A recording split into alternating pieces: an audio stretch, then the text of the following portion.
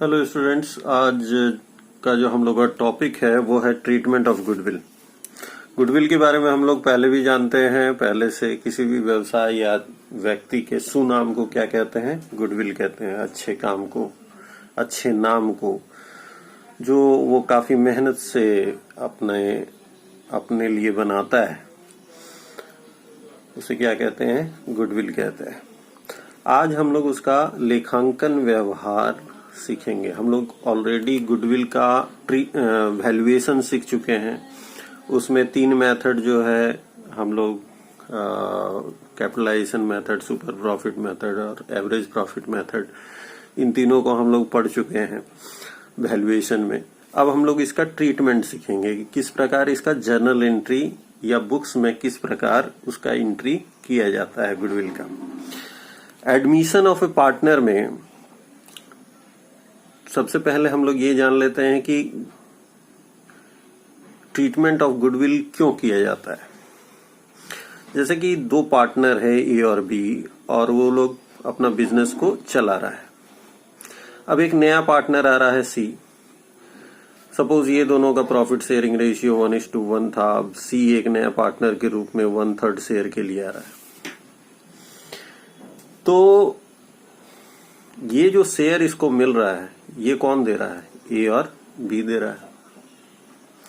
तो ये दोनों अपना हिस्सा में से कुछ हिस्सा सी को समर्पित कर रहा है। इसी को हम लोग कहते हैं सैक्रिफाइसिंग रेशियो, त्याग अनुपात, जिसके चलते इसको 1/3 शेयर मिल पा रहा है। अब सी का ये काम होता है कि इन दोनों को, जो पुराने पार्टनर हैं, जो उसके लिए अपना हिस्सा समर्पित कर रहे हैं, त्याग कर रहे हैं, उसको कंपनसेट करे, उसकी क्षति को पूर्ति करे। और क्षति पूर्ति के लिए ही एक नया पार्टनर हमेशा गुडविल लाता है। और वो गुडविल जो नया पार्टनर लाता है वो कैश में ला सकता है, काइंड में ला सकता है। काइंड में लाने का मतलब है एसेट्स वगैरह में ला सकता है। और वो क्या होता है, ये गुडविल का जो भी पैसा होता है वो पुराने पार्टनर में, जो पुराने पार्टनर होते हैं ए और बी, उसके अकाउंट में ट्रांसफर हो जाता है। तो यही है कॉन्सेप्ट गुडविल का। और अगर इस कॉन्सेप्ट को आप समझ जाते हैं तो मुझे नहीं लगता है कि ट्रीटमेंट ऑफ गुडविल में कोई समस्या होने जा रहा है आप लोगों को। ट्रीटमेंट ऑफ गुडविल में 2 मेथड आता है। अगर आप लोग किताब देखे होंगे तो प्रीमियम विधि और पुनर्मूल्यांकन विधि, ठीक है, premium method and revaluation method, ये 2 मेथड है गुडविल का। प्रीमियम मेथड तब लागू किया जाता है जब ख्याति के लिए नगद राशि लाई जाए। जब नगद में नया पार्टनर कुछ पैसा लाता है तब प्रीमियम विधि का उपयोग करते हैं। और पुनर्मूल्यांकन विधि तब यूज होता है जब ख्याति के लिए कोई नगद राशि नहीं लाई जाए। लेकिन साथ ही हम ये बताना चाहेंगे कि यह विधि जो है, ये पुनर्मूल्यांकन विधि जो है, वो लागू नहीं होता है। किस कारण से?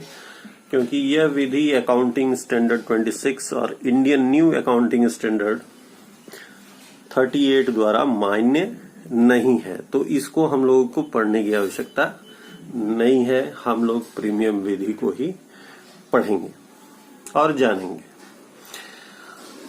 अब हम लोग आगे बढ़ते हैं इस टॉपिक में। विभिन्न परिस्थितियों में ख्याति का लेखांकन व्यवहार, क्या क्या परिस्थिति आएगा क्वेश्चन में, आप लोगों को क्या क्या, किस प्रकार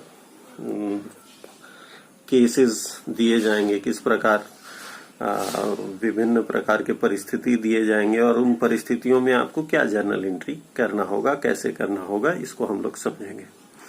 तो सबसे पहले आता है जब ख्याति की राशि व्यक्तिगत रूप में चुकाई जाती है। इसका मतलब समझ जाओ।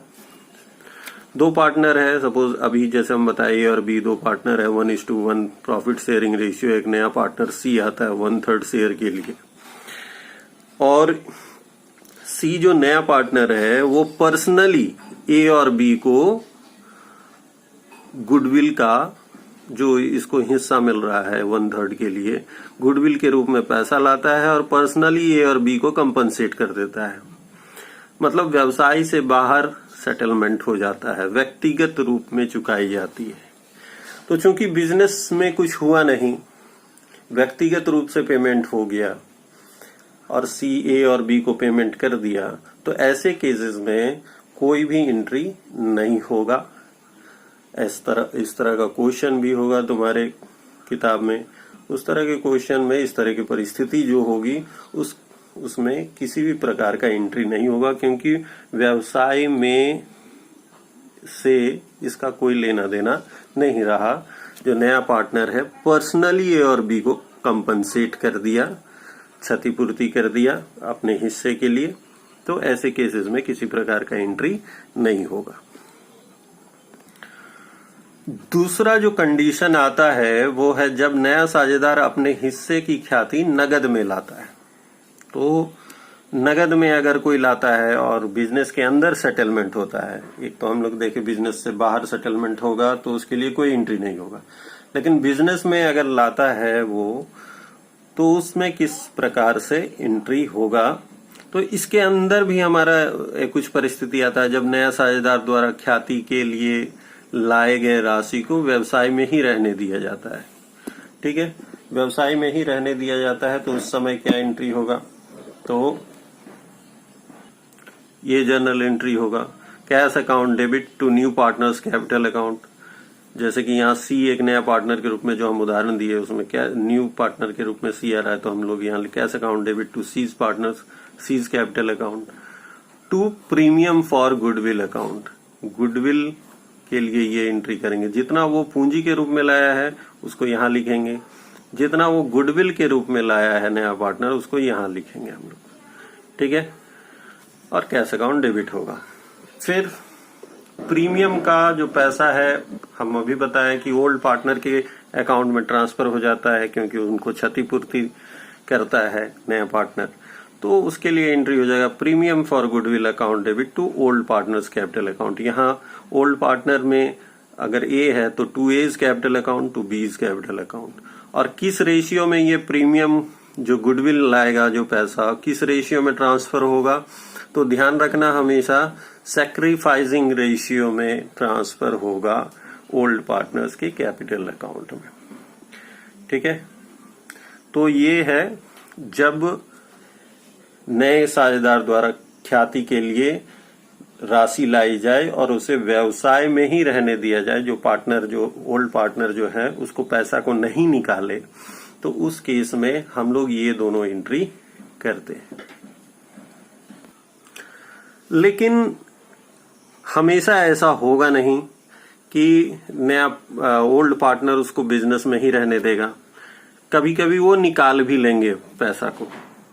तो जब नए साझेदार द्वारा ख्याति की राशि लाई जाए और पुराने साझेदार द्वारा उसे निकाल लिया जाए, तो उस समय हम लोग ऊपर का जो दोनों एंट्री है वो दोनों एंट्री तो करेंगे ही, cash account debit to new partners capital account to premium for goodwill account, फिर premium to old partners capital account, ये तो करेंगे ही दोनों एंट्री। साथ ही एक तीसरा एंट्री भी हम लोग करेंगे पैसा निकाल लेने का, वो होगा old partners capital account debit to cash account. ठीक है, तो ये एंट्री तीसरे एंट्री के रूप में जब कोई पुराने साझेदार पैसे को निकाल लेंगे तब ये इस एंट्री को हम लोग तीसरा एंट्री के रूप में कर देंगे, अन्यथा हम लोग वही ऊपर के दो एंट्री को ही करेंगे। एक क्वेश्चन है, क्वेश्चन नंबर 13, जो सबसे पहला क्वेश्चन है ट्रीटमेंट ऑफ गुडविल का, उसको हम लोग देखते हैं। बोलता है ऑन 1 जनवरी 2017 ए और बी दो पार्टनर है जिसका प्रॉफिट शेयरिंग रेशियो 2/3 और 1/3 है, मतलब 2:1 है। एग्री टू एडमिट सी, एक नया पार्टनर सी के रूप में आ रहा है, and he pays 30,000 as capital, ये 30,000 रुपया पूंजी के रूप में ला रहा है जो नया पार्टनर है, और 9,000 रुपया वो गुडविल के तौर पे ला रहा है for 1/6 share of goodwill, share of goodwill. ठीक है, 9,000 रुपया वो गुडविल के तौर पे ला रहा है और उसको शेयर क्या मिल रहा है 1/6, which is he acquires equally from A and B. ये 1/6 जो है वो ए और बी से बराबर बराबर उसको मिल रहा है। बोलता है give necessary journal entry to record this transaction. इसको हम लोग कैसे सॉल्व करेंगे देखते हैं। तो ये हम लोग एक छोटा सा नोट बना लिए हैं। ऊपर में ए और बी दो पार्टनर है, 2:1 प्रॉफिट शेयरिंग रेशियो है। सी एक नया पार्टनर के रूप में आ रहा है 1/6 शेयर के लिए, और 1/6 हिस्सा का आधा वो ए से ले रहा है और आधा बी से ले रहा है। तो हमको सबसे पहले इस क्वेश्चन में सेक्रीफाइस निकालना होगा, ए और बी क्या सेक्रीफाइस कर रहा है। तो ए सेक्रीफाइस 1/6 का हाफ, तो 1/12, और बी का भी उतना ही निकल जाएगा 1/6 का हाफ 1/12। तो सेक्रीफाइसिंग रेशियो यहाँ पे क्या हो जाएगा 1:1। अब सेक्रीफाइसिंग रेशियो निकल गया है हमारा, तो हम इसका जर्नल एंट्री करेंगे। तो सबसे पहला जो जर्नल एंट्री होगा कैश अकाउंट डेबिट, या बैंक अकाउंट डेबिट भी कर सकते हैं हम लोग, ठीक है। To C's capital account, capital के तौर पे वो कितना ला रहा है 30,000 रुपया। प्रीमियम फॉर गुडविल, गुडविल के तौर पे वो कितना ला रहा है 9,000 रुपया। तो कैश अकाउंट डेबिट कर देंगे 39,000 रुपया से। और premium for goodwill account debit 9,000 to A's capital account to B's capital account. यहाँ हम लोग जो अमाउंट ट्रांसफर किए हैं 4,500 रुपया और 4,500 रुपया, ये हम लोग सेक्रीफाइसिंग रेशियो के आधार पर ट्रांसफर किए हैं। सेक्रीफाइसिंग रेशियो क्या आया था हमारा 1:1, इसलिए 9,000 को हम लोग 4,500 रुपये में बांट दिए। ध्यान रहे इस क्वेश्चन में ये नहीं लिखा हुआ है कि जो पुराने पार्टनर हैं ए और बी इस गुडविल को निकाल ले रहे हैं। अगर निकालने का बात दिया रहता है क्वेश्चन में, तो हम लोग तीसरा जो एंट्री होता है A's capital account B's capital account debit to cash account, तो वो करते। लेकिन इस क्वेश्चन में इस तरह का कोई बात नहीं लिखा हुआ है, और चूंकि नहीं लिखा हुआ है तो हम लोग सिर्फ ये दोनों एंट्री ही करेंगे, लाने का और उस गुडविल के पैसे को पुराने पार्टनर के त्याग अनुपात में ट्रांसफर करने का। तो बस इतना ही हम लोग अभी रखते हैं इस वीडियो में, तो इसको देखिएगा, समझिएगा।